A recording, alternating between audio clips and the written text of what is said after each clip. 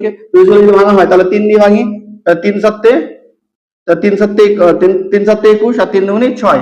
আবার ভাঙছি, আবার ভাঙতে গেলে কি 9 দিয়ে ভাঙছি, 8 নাম 72। আবার ভাঙলাম, তাহলে কত হচ্ছে 4 দুগুণে 8, এটা তো স্কয়ার জানি।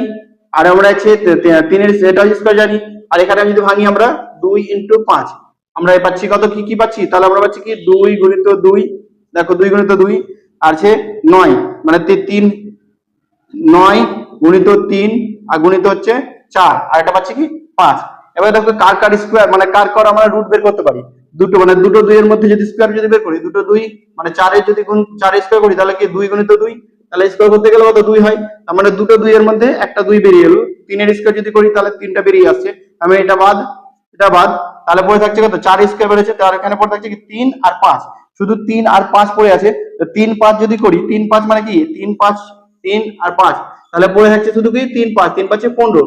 অর্থাৎ যদি 15 গুণ করি বা ভাগ করি, একই জিনিস একই অ্যান্সার হবে। যদি 15 গুণ করি ভাগ করি তাহলে একটা পূর্ণবর্গ সংখ্যা হবে। অর্থাৎ অ্যান্সার যদি বলি তাহলে 15 গুণ বা ভাগ করলে একটি পূর্ণবর্গ সংখ্যা হবে, পূর্ণবর্গ সংখ্যা হবে। তাহলে আমরা অপশনের উপর ডিপেন্ড করছে, গুণ করতে গিয়ে ভাগ বলেছে, তাহলে কি দেখতে পাচ্ছি আমরা কি, সেটা হচ্ছে একটা এই যে 3 একটা এক্সট্রা থেকে গেছে আর হচ্ছে 5 এক্সট্রা থেকে গেছে, তাই 3 5 15। এই 15 গুণ বা ভাগ করতে গেলে একটা পূর্ণবর্গ সংখ্যা পাবো। তাহলে আমরা দেখতে পেলাম যে একটা বর্গ, আর এর আগে 3 বর্গ করেছিলাম, আজকে